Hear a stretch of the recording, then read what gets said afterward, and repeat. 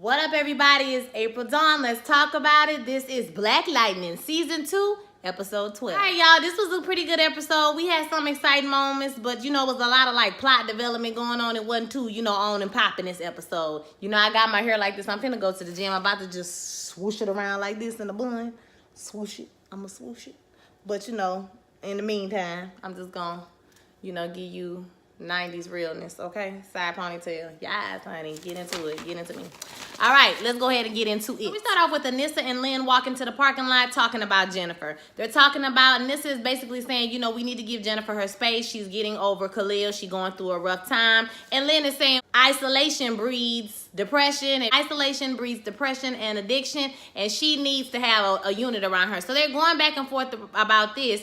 And they get attacked by some random people. We don't know who they are. The ASA guy, his name is Odell, he shoots them. So why is he there? We don't know. But he conveniently happens to be there. I don't know if he had a team that was helping him, because there was some other people there too, child. I don't know. I don't know all of what transpired. But they ain't get them, and the driver got away. They put him in the trunk or the back seat or some child, and they drove away. Anissa gets shot when this happens, but it seems like she's okay. But she did take, a little bit of the bullet because, she breathes in, she becomes dense. But she didn't have time because she didn't know. So I think she instinctively, breathed in. It wasn't enough to stop her from getting the impact of the bullet. Lynn immediately calls Jeff and tells him what happened. And he's just find the tunnel, the subway on the side and the back through the trees, you know what I'm saying?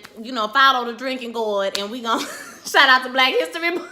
Just swing low street chariot and I'm gonna meet you at the cut. Okay. Jennifer is at Khalil's house with his mom. He's crying. I know he loved you so much. I really loved him too. And her, as her emotions start to flare up, obviously her powers are starting to flare up. So she jumps up like she got to get out of there because her eyes are, getting to be gold, like fire. And right when she's getting ready to leave, the mama says, she doesn't have enough money for the funeral. And so this really makes her flame up. So she I gotta get out of here. So she leaves. Then we see Lynn taking out the bullet out of Anissa. She's telling her what we said, that she must have instinctively breathed in, and became dense whenever they shot. But it was a close call. She's still gonna have to put some ointment on it, but she seemed like she okay. Jeff is like, well, what's going on? And Gamby, they're surveilling you. I checked the house. There's not no surveillance going on in the house. So maybe it's, he's telling you old school. Well, why would they be telling Lynn? And Lynn is like, well, I work with the pod kids. That's why they will be telling me. Is it Tobias? Jeff is wondering if it's Tobias because he behind everything that's horrible. And then they said, well, is Odell playing us? No, he not playing us, and Gamby is like, listen, just go talk to him. And she I'm going to talk to him. And Jeff said something, and she was like, boy, I'm going to talk to him. You can't tell me what to do. In the meantime, they're going to get Gamby to find out about the driver that got away. Lynn meets up with Odell, and he tells her, I thought you was coming to tell me thank you for saving your life, girl. You coming up here complaining about why I'm following you, girl. What is you talking about? He said, listen, your work here is invaluable, the work with the pie kids you have been doing, but you are still not being honest with me, and I need for you to stop playing games. And Lynn just looking like, I ain't gonna tell you my husband Black Lightning. I ain't gonna tell you that one. Odell said he ain't got time, and he wheeled his ass right up out of there, girl. He left her standing there looking stupid. We see Todd and Tobias. Todd is, he says that the pods that they looking at, they good, basically. Well, what happens to the guys that moved the pods? And he's like, oh, they took a one-way trip to somewhere, so they dead, child, dead. So Tobias looks at him real sneakily when he leaves the room, which leads me to believe that he gonna start to, give Todd the side eye. And like I said, Todd ain't got no morals, so he ain't thinking about nothing, okay? Anissa and Jen have a little sister-to-sister talk, and they're talking about Khalil being dead, and Jennifer is talking about revenge. She's saying she let Khalil die, and Anissa is comforting her, basically. And she says that the pain makes her stronger, it doesn't make her weaker. The loss makes you appreciate. And so Jennifer is like, maybe, one day. And she was like, his mom can't even afford the funeral. And this clearly affects Anissa. We see Jefferson laying on the bed. He's worried about Jennifer. And Lynn comes in and says she's worried about her. Jennifer wants revenge. And, he knows that's not the best thing to do. And he says, well, she needs some type of distraction. But Lynn is like, well, she should go back to school, make her feel like a normal person. And he's like, normal? What you mean normal? And she was like, I don't know. I married you. I said, really, Lynn? We going back to first season? So that's what we gonna do? This what you doing? He like, wait a minute, huh? What you saying? What you trying to say, don't do that. Lynn, don't do that, Lynn. Don't do that. Jennifer comes to Jefferson and tells him that she's ready to get a suit. She ready to get suited and booted and whoop some ass. Then he gives her the whole, with great power comes great responsibility. And, revenge is not what they supposed to be doing. They supposed to be trying to get justice. And she was like, I just want to fuck the nigga up. I don't care about no justice. I want revenge. Like, what is you talking about? Okay, I want to kill him. Then he said something that totally made sense. Khalil got so caught up in his emotions, it made him turn on his own people and attack his own school. I know he wouldn't want that for you. And I'm not gonna lie, it made a whole lot of sense. So I was just like, okay, well, maybe you shouldn't just blast him, but you should blast him, but you shouldn't. You know what I'm saying? So whatever. You're trying to be all daddy-like and shit. Okay, we get it. You're doing it. Odell visits Dr. Crazy in jail, and he basically tells her, now this is where I begin lost because I'm not a comic book person, but I know that Markovia is important in all the DC comics. They like the source to the evil place where everything evil be coming out of, and it always be shit going on in Markovia. So he says that Markovia tried to kidnap Lynn. So the people who tried to kidnap Lynn were Markovian agents or whatever. He tells her that they can protect her. And Dr. Crazy is like, well, as much as I would like to get out of here, I hate to see what you would do if I didn't do what you asked me to do. So he wants her to move the pod kids. And if she can move the pod kids, they can secure her, and make sure she's safe and relocate her or whatever. And she says, well, I don't want to diminish myself. But, Dr. Stewart, Lynn, okay, is like Mozart and I'm like Beethoven, bitch. So we gonna have to work together. We ain't gonna be able to do it. I can't do it by myself. She have to do it too. And he was like, all right, I guess I gotta get back with Lynn or whatever. So Dr. Crazy wasn't trying to sell Lynn out. It just seemed like she's an objective person. And she's like, listen, I need Lynn to do this. I can't do it without her. And like, she would kill Lynn also if she had to do that too. So, Dr. Crazy, you just don't ever know what she gonna do, child. Jeff comes into the kitchen and he wants to talk to Lynn. Lynn is in there getting some water. He basically says, girl, I need for you to elaborate on what you were saying earlier because you tried to play me. And like, what? And she was like, I made a lot of mistakes. But one of those mistakes was not you. And, he's like, the kids have a suit. You ain't want me in the suit. Now all the damn kids got a suit, And she's like, she said he's a great man. And, even when he's trying to be a great man, he's a greater man or something like that. I kind of felt like she was paying him a little lip service because she just wanted him to get out of her face because she didn't feel like being bothered. And I think Jeff knows that something, you know what I mean? Like, she just said that, but, like, she's starting to feel some type of way about all her damn kids having powers and not her. And she can't do nothing to help them or save them or protect them, really. I mean, she a mom. I'm sure she just wants to protect her kids. Jeff is feeling some type of way, and I probably would be feeling some type of way, too. I ain't gonna lie. Somebody said that to me, child. We at the clinic. In room number 3, Anissa has a patient. It's a young lady who is clearly a victim of domestic violence. Anissa questions her. She tries to find out. She tried to tell her, girl, we can help you. You know what I'm saying? And the girl is like, I don't know what you're talking about, girl. I ain't see nothing. I ain't hear nothing. I ain't know what you're talking about. I fell down some stairs. She goes to, when Anissa goes back to the nurse to, I guess, get it logged in, get the information put in, the nurse was like, listen, we don't log her in because her boyfriend is the part of the 100 gang. He's the higher up, okay? So we don't log her in and we stays alive. All right, girl, I know it's messed up, girl, but this is the world that we're living in. So, Thunder, she on play. So, she about to go handle some business because she don't feel like that's what we need to be doing. She right. Baby, they tried to go get Maxine Shaw, attorney at law.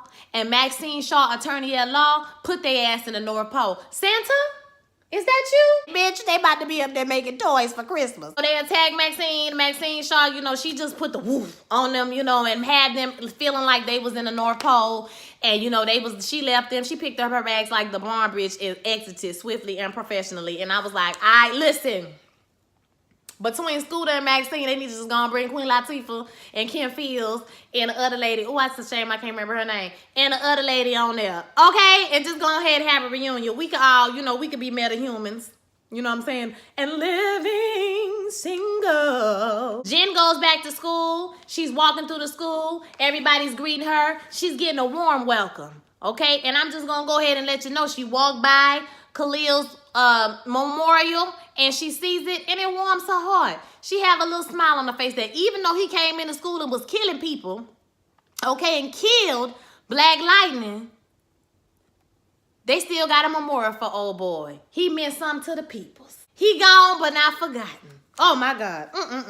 Khalil is dead, child. He dead to the, oh my God. Anissa comes home to Grace's, or yeah, Nissa comes to Grace's house because Grace done gave her a key. I said, oh, she got a key, baby. They in a relationship. And she lay down, Grace laying on the couch, and Grace is like, oh, I'm so glad I gave you a key. You know, I love coming home with you and all of that. So they just booed up, and it was cute. I was like, y'all better be together, okay? When she gets there, she sees that there's some Black Lightning and Thunder comic books on the table. And she like, where you got this? And we all know Grace work at a comic store or a library or something. So she was like, bitch, what you mean? I got it from the store where I work. And she was like, that's just so cool. That's so cool. Like, I wish they would have that conversation because we know that Grace got the, you know, camouflage skin going on. She got the tigress shit going on with her. And then we have, you know, Nissa is Thunder. So I wish, well, I know that at some point they're going to have that conversation. Hopefully Grace gonna come back, child. Who knows? She done ran off, child. Thunder busts up in the place. She busts up in the building, okay? She beat niggas up. Just, pa, kata, pa, ka. So you better beat these men up, girl. So she get to the dude, and the dude was like, yeah, I heard about you. They call you Blackbird. You come and steal the money. She was like, I ain't come for the money, but thank you. So she grabbed him. She choke him up. And then old girl come in the room. This is the same girl that she saw at the clinic. And the line that took me out was, get back, sis. Bitch, you better tell her to get back. Okay, you better. And guess what she did? Got back. She didn't say nothing. I heard you around here beating up women. So if that's what you're going to be doing, you know, I'm going to be back to see you again. So keep on doing what you're doing and you're going to get another visit from me. But if you don't want me to come back over here, then you might as well just let me go. So he was like, fine. He walks out the house and he like, hootie-hoo! Hootie-hoo! All the niggas come out of the woodworks, girl. They coming out the walls. They coming through the ceilings, child. They just coming everywhere, honey. And this is just whooping ass. But then she turn around and somebody spray her in the face with pepper spray. And now she getting her ass beat. I was like, uh-oh. You know what I'm saying? The tables done turned. This done escalated. So they beating her ass and she finally do the clap on their ass and they go, you know, and they all fall away and she get away. But this is another case where she put herself in danger by going out and doing stuff by herself, not telling nobody. It's a whole bunch of people like, we know you can fight, girl, but you can't just be beating everybody up and think odds are always going to be in your favor, and people don't have things like pepper spray. Are you going to be able to catch when somebody is shooting you so you can breathe and you won't take the bullet? You know what I'm saying? Things like this. She putting herself in danger doing stupid shit. So she limp up out of there. Jennifer is by the memorial and she sees the principal come over and he tells everybody, or he tells them that y'all need to take down the memorial. It's too much, it's too big, it's too gaudy or whatever. And we go back to Anissa. She's with Gamby. Gamby is taking care of her. Obviously, she has not told her father what she was doing, and she's starting to realize that she's doing everything he told her not to do, okay? And she, you know, gonna mess around and lose her life. She gonna die if she keeps on doing it. And so Gamby is like, listen, I know you're trying to do the right thing, but you need to understand that, you know, the pain that it's gonna cause your family if you die, if you lose your life doing something like this or whatever. And so I forgot to say, when she left the gangster house, she did take some of the money. Eventually, she takes the money that she got from the gangster and she goes to the funeral home and she gives it to the funeral home director and like, this is for Khalil's funeral. You know what I'm saying? Make sure that he gets this for the funeral. I'm gonna be back. You gonna see me again. You gonna holler at me one more time. It was a good thing that she did, but like I said, she put herself in danger. She gotta stop being stupid like that. Back at the school, Jenn makes a smaller memorial for Khalil. It's a little bit smaller, less gaudy, but it's still there. And the principal walk up on her again, okay? Because he ain't got nothing to do apparently, and tells her that she needs to take the memorial down now. This is her last opportunity because Khalil was a gang member. He came in here and he shot up the whole school. So, you know, she needs to take it down. So Jenn is like, she makes this impassioned speech about how Black Lives Matter and how Khalil was, you know, a student at this school and everybody at this school is only one bad decision away from something terrible happening to them. You know, if you were crippled and you had an opportunity to walk, wouldn't you take it? And he's like, this is your last chance. You're doing the most. And she tells him that he is racist, honey. And he's like, oh, you're racist. You know, that's what you say when you just throw out, you know, when somebody tell you you can't do something, you just throw out racism. She's like, you can't make us forget him. You can't make us not remember him. Okay? And that's when she talks about all of that stuff. She talks about we're in pods and we're trapped by a society that don't care nothing about us. And so everybody kneels and the principal is just like, well, you know, get up and go back to class. And the security guards are taking her out of the school. And Jefferson comes around the corner and he's like, tell them to go back to class. And he was like, he looked for a minute. And I was like, Jefferson, if you don't put your motherfucking fists up, nigga, put your fists up. Okay? Put your fists up, nigga. Get on your knee, nigga. You tripping. We power to the people. We standing for you, better. And he did it. He did it. He put his hand up and he was like, that looked like a job for the principal. Like, they ain't got nothing to do with me. At that moment made me so satisfied because Mike Lowrey, how would you, first of all, why would y'all ever, Salim and Mara, why would you ever name a evil white person character after the legendary name of Mike Lowrey? Legendary, Bad Boys. Are you kidding me? That's so disrespectful. Number one, don't you ever do that again. But when Mike got his ass read down, I was happy for that shit. I ain't gonna lie. That was a moment I loved because he been coming for Jeff this whole like half a season, okay? Odell escorts Dr. Crazy back into the lab, and Lynn is like, what the hell is going on with this crazy bitch? Why is she back up in here? And Odell is like, the pies have to be moved because we in a situation. And she's like, okay, well, you know, they're almost 100% ready or active or full or whatever they gotta be. And he's like, listen, the pies gotta be moved, and it is what it is. She was like, so I don't have no decision. He was like, no, you ain't got no decision. She here because she crazy, but she can help you. And she was like, oh, you know, I got you the job, bitch. You know, you can thank me later. Oh, ain't nobody thanking you for nothing. You should be in jail, locked up forever. He like, y'all gonna move the things. Y'all gonna move the pies. You know what I'm saying? Do what I told you to do. Jefferson and Gamby are talking, and he tracked down the driver that got away, you know, the ones that attacked Lynn. And he says, you know, well, why are they here? You know, what's going on? He finds out that they're from Markovia. And he's like, listen, ask for yourself. This is where they at. They got this many people. They got this many guards. So, you know, he go put on a suit, and he does this really cool thing. I like this fight scene because he's fighting everybody, you know, with the electricity, and then he do like the shield thing, and where he like takes the power, like all the stuff they shooting at him, and just like energizes him, which is so dope to me. And then he did the thing, and they all flew away, and I thought that was cool. I just like that fight scene. It was really good. They had some really good fight scenes tonight, actually. That was cool. So after he does that, he calls Henderson because they're working together now. Okay, besties. Yeah.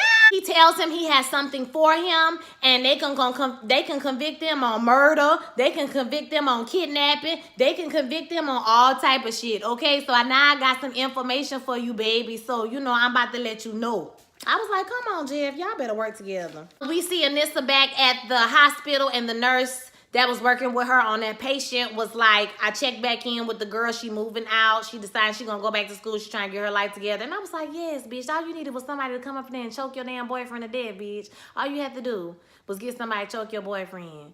That's it. Look at God. Mike Lowrey and Jefferson arguing about what happened at the school. He's saying that it's racist to assume that because he's a white person that he has a better life than Jefferson. So this is like a low-key white privilege PSA, okay? Just so you know. He said Jennifer was out of line and he's going to have to take some steps. And Jefferson is like, she out of line, but suspending her is not going to do anything. Okay, it's not going to help. He says, you know, when you do stuff like that, people around here wonder why not you have sensitivity to our community. Ranting and raving about him being poor, and his dad, you know, Jefferson's dad was a respected journalist, and his dad and his mama was both like heroin addicts, and you know, they was homeless and they both died, or he died, mama overdosed and the daddy saw it, or vice versa, or some shit or whatever. And he said, and Jefferson is like, but the thing is, I'm an educated black man, and you came from whatever family you came from, but you would get the benefit of doubt before I would get the benefit of the doubt. And Mike is just like, oh, well, I don't feel sorry for these kids, man. I ate out of dumpsters. You know, I don't feel sorry for these kids. First of all the students was videotaping him when he was doing that to Jennifer. And so we know how social media works in the year 2019. So all somebody got to do is post it, and he gonna lose his job anyway. But number two, I just want to point out, because I had a coworker one time, she was literally crying, talking about her grandmother and her grandfather was poor and they was white, and what made them different from my grandmother and my grandfather. They didn't have nothing. What white privilege do they have? And I explained it to her like this. It's really simple. Okay, I said, your poor grandmother and your poor grandfather, nobody's not saying that, or nobody is saying that they didn't work for what they had, or they were given things because they were white. But what we're saying is, your poor grandmother and your poor grandfather, all they needed was money, and they would have access to pretty much anything they wanted to do in the world. That was not the case for black people. Hell, it might not even be the case for black people right now in 2019, but it damn sure wasn't the case when your grandmother was young. And I said, on top of that, if your tired grandmother got on the bus with my tired grandmother and she told my grandmother to get her ass up, guess what? My grandmother would have had to get up, or she would have went to jail. That's what privilege is. Okay, it doesn't mean you get money or you get more opportunities. It's that you are viewed different. It's difference between being poor and not having the rights of an American citizen.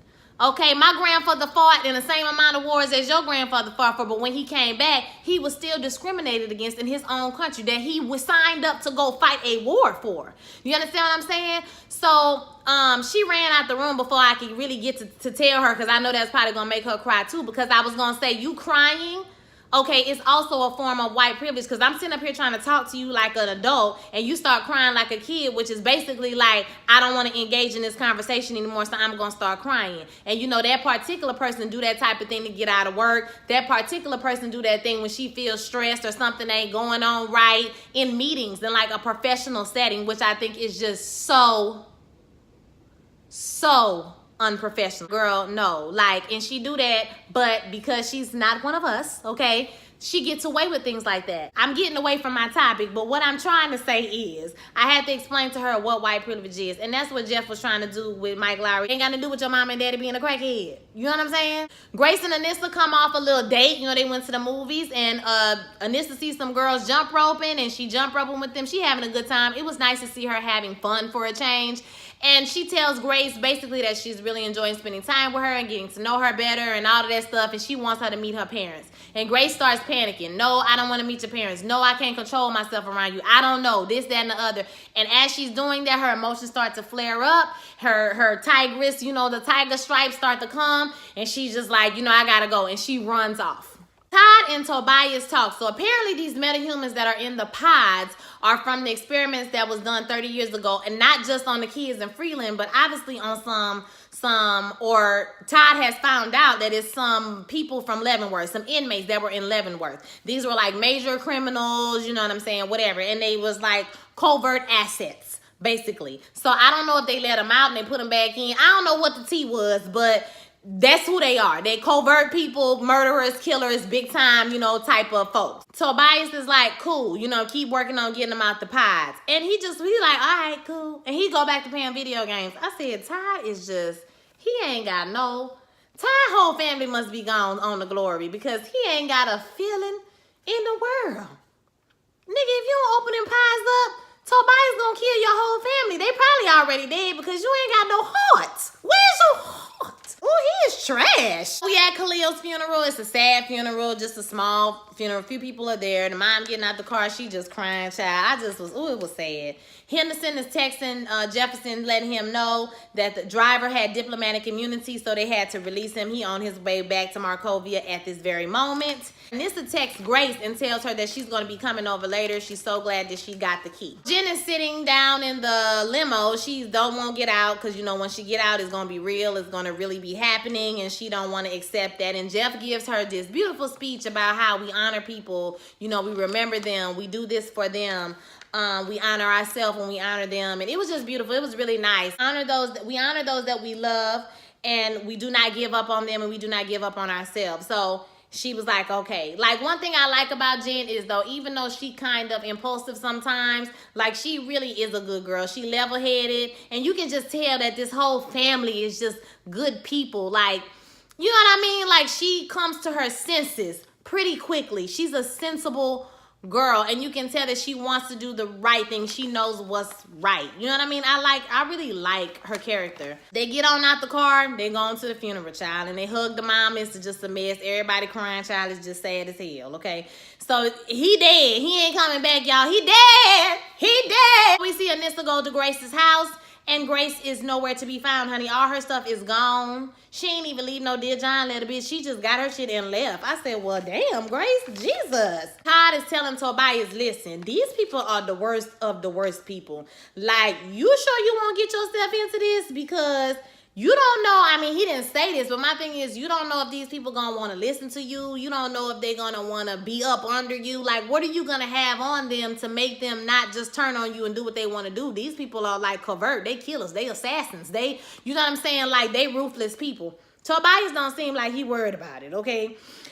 He's worried about how long it's gonna take him to open them damn pies. And Todd is like, listen, this shit is ancient, it's old. It's like locks and bolts and, you know what I mean? It's not like it's automatic and he could just hit a code and pop them open.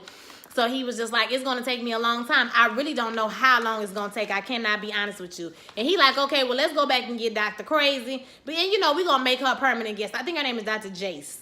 And we're going to make her a permanent guest. But little do he know, she's already gone. She's not in jail no more. She's back at the lab. She out of jail. So I don't know how that's going to work. Is she trying to work for him and double-cross Lynn and them? Or is she trying to, you know, do both jobs? Like, I don't know, girl. I don't know. Dr. Crazy taking on a whole lot, and seemed like to me she ain't, you know what I'm saying, stable enough to pull it all off. You know what I'm saying? Then at the gravesite, and she's promising Khalil that she gonna kill Tobias. So all of this talking we did to her and big ups I just gave her, it probably ain't work, because she talking about she gonna kill him anyway. She gonna do what she gotta do. And Odell is just lurking in the background looking like, bitch, I see you. Okay, I see your plan, who. I see what you trying to do, and it ain't gonna prosper. All in all, I thought it was a good episode. It gave us a lot of information. Now, I want to see Jennifer put on the suit. I see next week she gonna be whooping ass and, you know, taking names. So hopefully she gonna have on the suit. I want to see her put on her suit before the season is over with, okay? And I want to see something bad to happen to Tobias. Like, I keep saying this every week, but they stay taking L's. They ain't took a W yet. Anissa the only one who be doing shit. Okay, Jefferson, for you to be Black Lightning, you don't be saving nobody. And you don't be, you know, you ain't stopped Tobias. What is the T? And my thing is, Tobias, I know he take that green light. First of all, you're not even a real meta-human. You, like, enhanced yourself. Second of all, you're not that dude. Just because you're super strong and you stay young don't mean you're going to be able to control all of these people. That's the weird part to me, that he think he actually gonna be able to control all these crazy ass people, child. So I just want to see something bad happen to him before the season is over with. I can't stand him. I can't stand him. I feel like Dr. Crazy, you know what? I low-key feel like Dr. Crazy might come in handy. Because like I said, she's a pretty objective person. She ain't got no feelings. So if she see a flaw with Tobias' plan, she probably would turn on him too. You know what I'm saying? So we'll see what happens with that. So I want to hear your thoughts about the show. Don't forget to like, comment, and subscribe to my channel. Share this video with all your friends. Okay, if you want to follow me on social media, you can at Who Is April Dawn. That's on Snapchat, that's on Twitter, and that's on Instagram. I'm on Instagram the most if you want to follow me. Yeah. Y'all have a blessed week, and I'll holler at y'all next week. Peace.